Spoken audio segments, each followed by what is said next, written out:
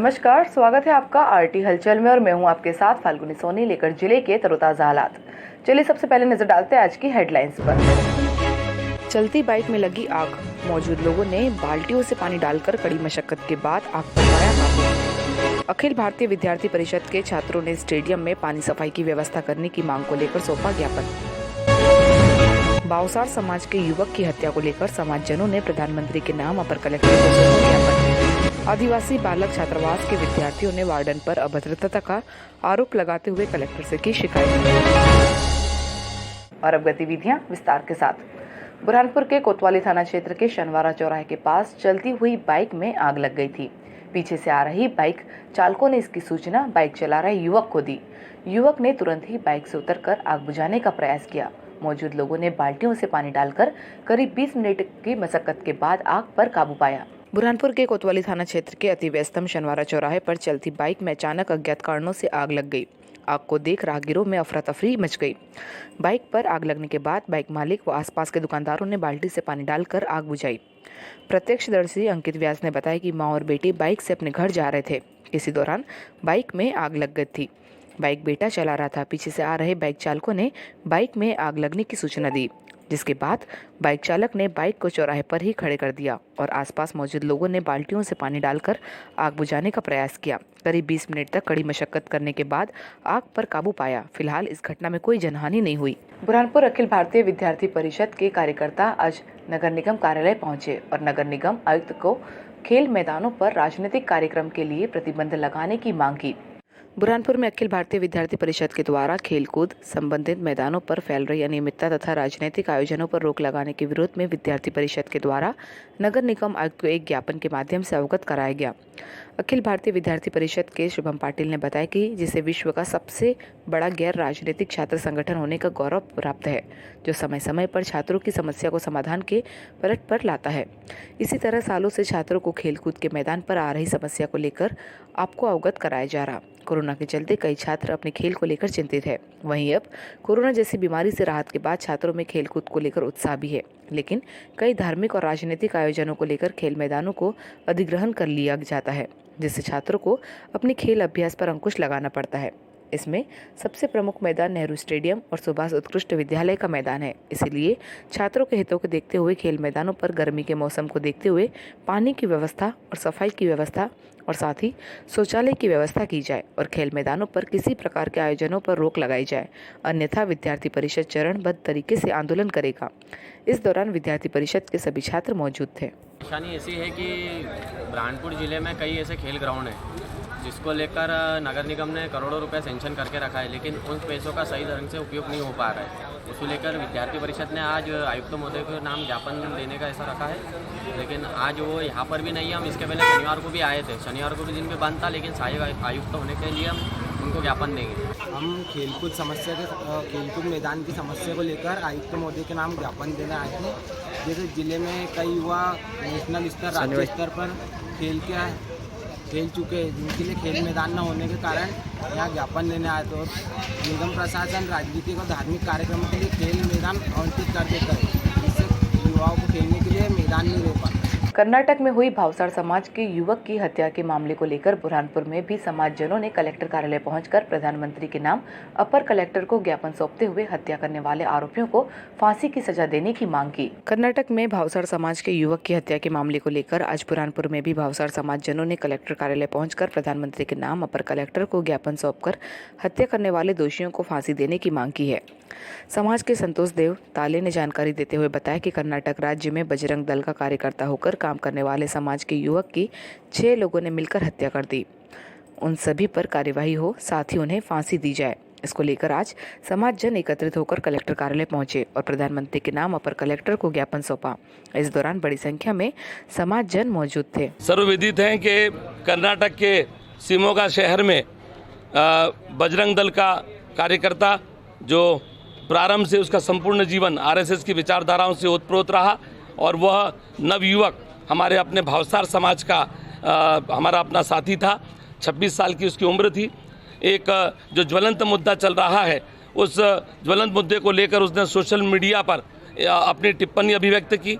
मुझे ताज्जुब तो इस बात को लेकर होता है कि जिस टिप्पणी को माननीय उच्च न्यायालय ने संप्रेषित किया केवल उसी को उसने आगे बढ़ाने का काम किया था, लेकिन इस छोटी सी स्वतंत्रता की अभिव्यक्ति को भी कुछ असामाजिक तत्वों ने अपने तरीके से लिया और उस हर्षा को रात 9 बजे भरे चौराहे पर पेट्रोल पंप के पास चाकुओं से गोद कर उसकी निर्मम हत्या कर दी। हमने मांग की है कि इसके लिए इस पूरे मामले को फास्ट ट्रैक में ले जाया जाए, जहां पर जल्दी से इसका निर्णय हो और ऐसे गुंडे लोगों को, ऐसे असामाजिक तत्वों को, ऐसे अपराधियों को फांसी की सजा से दंडित किया जाए। बुरहानपुर जिले के बहादुरपुर स्थित सीनियर बालक छात्रावास के छात्रों ने वार्डन पर अभद्रता का आरोप लगाते हुए आज कलेक्टर कार्यालय पहुंचकर कलेक्टर से शिकायत करते हुए समस्या का निराकरण करने की मांग की। कर्नाटक में भावसार समाज के युवक की हत्या के मामले को लेकर आज बुरहानपुर में भी भावसार समाज जनों ने कलेक्टर कार्यालय पहुंचकर प्रधानमंत्री के नाम अपर कलेक्टर को ज्ञापन सौंपकर हत्या करने वाले दोषियों को फांसी देने की मांग की है। समाज के संतोष देव ताले ने जानकारी देते हुए बताया कि कर्नाटक राज्य में बजरंग दल का कार्यकर्ता होकर काम करने वाले समाज के युवक की 6 लोगों ने मिलकर हत्या कर दी। उन सभी पर कार्यवाही हो, साथ ही उन्हें फांसी दी जाए। इसको लेकर आज समाज जन एकत्रित होकर कलेक्टर कार्यालय पहुंचे और प्रधानमंत्री के नाम अपर कलेक्टर को ज्ञापन सौंपा। इस दौरान बड़ी संख्या में समाज जन मौजूद थे। हम लोग कलेक्टर ऑफिस आए हैं। ये समस्या हमने पहले भी रखी थी, बट निराकरण 10% हुआ है। इस वजह से हम लोगों को डबल आना पड़ रहा है। क्या समस्या थी, किसकी क्या शिकायत? हमारी शिकायत थी वही सामग्री की समस्या ज़्यादा थी, रिपेयरिंग वगैरह बाथरूम की जो समस्या थी, ये बातें हमने पहली बार भी रखी थी। समस्या कहाँ जा रही है, कि कौन सा स्कूल में जा रही है, कहाँ जा रही है? हॉस्टल है, सीनियर आदिवासी बालक छात्रावास बहादुरपुर बुरहानपुर। सर हमारा वही जो पिछली बार हम लोग समस्या लेके आए थे कि हमारी व्यवस्था जो थी, सामग्रियाँ जी थी, कल हमने रिपोर्ट जो अपने लैपटॉप कंप्यूटर्स की जो समस्या रखी थी वो वाली अभी तक हमारी 10% समस्या हल हुई है और इसी बात को हम लोग लेके आए थे। बट हमारे पास जो अधीक्षक हैं तो हमारे साथ दुर्व्यवहार कर रहे हैं, हमारे साथ ये करना वो करना, धमकी देना और तुम लोग यहाँ से वहाँ चले जाओ, मेरा कुछ करने वाला नहीं, ऐसे शब्द यूज़ करते हैं हमारे से। बुरहानपुर जिले में 3 दिवसीय पल्स पोलियो अभियान के तहत 0 से 5 वर्ष तक के बच्चों को केंद्रों पर पोलियो की दवाई पिलाई जा रही है, तो वहीं कोई बच्चा छूट ना जाए इसके लिए बाल कल्याण समिति द्वारा भी बच्चों के माता पिता को दवाई पिलाने के लिए प्रेरित किया जा रहा। बुरहानपुर जिले में 0 से 5 वर्ष तक के बच्चों को पल्स पोलियो अभियान के तहत 3 दिनों तक पोलियो की दवाई पिलाई जा रही है। इसी के चलते शिकारपुरा क्षेत्र में भी पल्स पोलियो अभियान के तहत 0 से 5 वर्ष के बच्चों को दवाई पिलाई गई। बड़ी संख्या में माता पिता अपने छोटे छोटे बच्चों को पल्स पोलियो केंद्रों पर लेकर पहुंचे। बच्चे हुए बच्चों को आज घर घर पहुंचकर दवाई पिलाई गई। इसी के चलते लालबाग क्षेत्र में भी 0 से 5 वर्ष तक के बच्चों को दवाई पिलाई गई।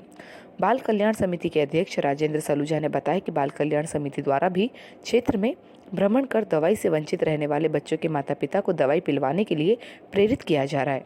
कोई भी बच्चा पोलियो की दवाई से ना छूटे, इसके लिए लगातार प्रयास कर रही है। पोलियो की दवाई पिलाई जा रही है, 0 से 5 वर्ष के बच्चों को पिलाई जाएगी।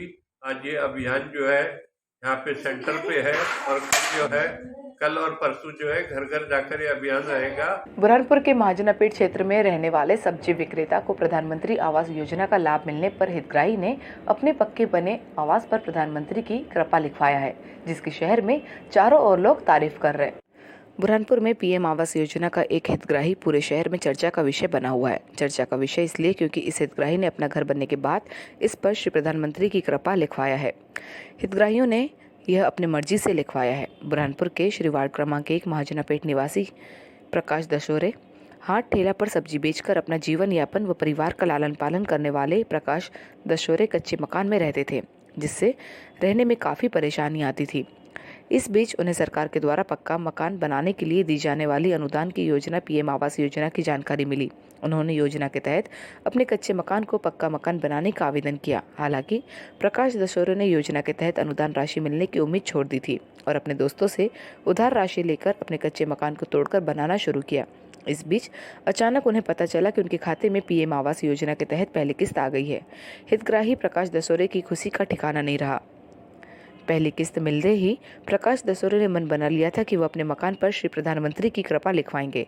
हालांकि इस काम को पहले आलोचना हुई, लेकिन अब सभी लोग इसकी तारीफ कर रहे हैं।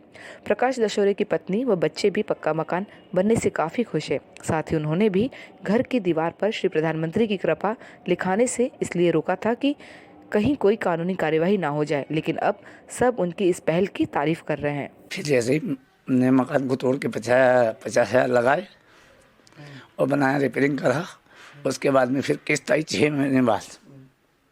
यहाँ आके रहे, 6 महीने बाद आए और 6 महीने बाद में किस्त आई, फिर उसको तोड़ के बनाया गया है मेरा मकान। पहली किस्त आई शायद जून में आई थी, 2021 में जून में आई और मई में आई थी, और फिर दूसरी किस्त जून में आई सर।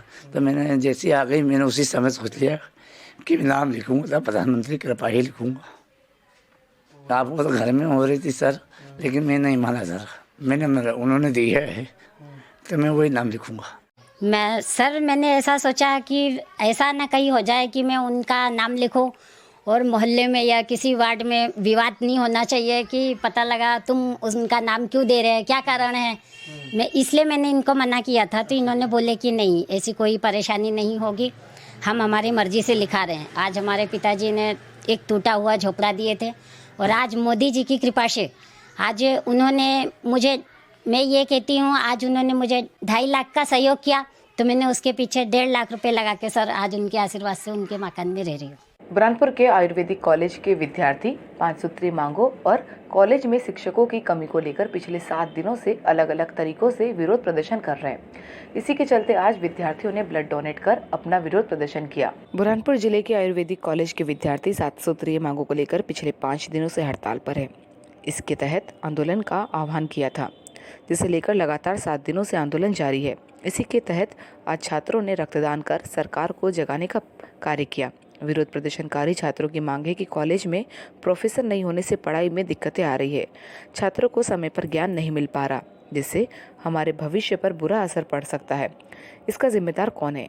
वही MPPSC में भी आयुर्वेदिक के छात्रों को भी शामिल किया जाए। साथ ही अन्य मांगे भी रखी गई, जिसके तहत छात्र पिछले 7 दिनों से आंदोलन करते आ रहे हैं। अलग अलग दिन अलग अलग आंदोलन कर रहे हैं। इसी के चलते आज रक्तदान कर जरूरतमंदों के लिए रक्त का दान किया व सरकार को भी जगाने का कार्य किया जा रहा है। इसी के चलते आंदोलन किया गया और सरकार को जगाने का प्रयत्न भी किया गया। साथ ही चेतावनी भी दी गई, यदि इनकी मांगे नहीं मानी गई तो आने वाले समय में यह आंदोलन उग्र आंदोलन में तब्दील हो जाएगा, जिसका जिम्मेदार स्वयं जिला प्रशासन होगा। कई बार इस संबंध में अधिकारी, नेता और अन्य मंत्रियों से भी आग्रह किया जा चुका है, किंतु इस पर कोई निर्णय नहीं लिया गया। आज हम विगत 5 दिनों से यह हड़ताल कर रहे हैं। हमारी महाविद्यालय की एक मांग है, हमारे महाविद्यालय में शिक्षकों की कमी है और यहाँ पर मूलभूत सुविधाएं भी नहीं है। उसी के लिए हम विगत 5 दिनों से हड़ताल कर रहे हैं और इसी के साथ प्रदेश भर में जारी आंदोलन में पंचसूत्रीय मांगे शामिल है। किस किस प्रकार से आंदोलन किया है अभी तक आपने?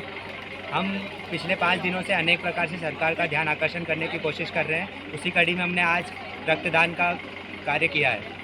जिले में महाशिवरात्रि का पर्व बड़े हर्षोल्लास के साथ मनाया जाएगा, जिसको लेकर शिवालयों में तैयारियां पूर्ण हो गई है। इंदौर अमरावती स्टेट हाईवे पर ग्राम खंडखोद के पास स्थित गुप्तेश्वर महामंदिर पर भी तैयारियां पूर्ण हो गई है। यहां पर मेले का आयोजन होगा। बुरहानपुर के इंदौर अमरावती स्टेट हाईवे पर ग्राम खंडखोद के पास स्थित गुप्तेश्वर महादेव मंदिर अति प्राचीन है और इस मंदिर को महाभारत काल से भी जोड़ा जाता है। ऐसी मान्यता है कि यहाँ पर गुरु द्रोणाचार्य के पुत्र अश्वत्थामा रात्रि में भगवान शिव की पूजा करने आते हैं।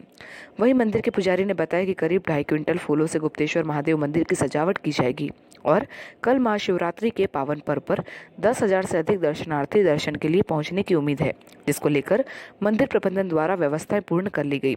तो वहीं शहर के शिवालयों में भी तैयारियां की जा रही है।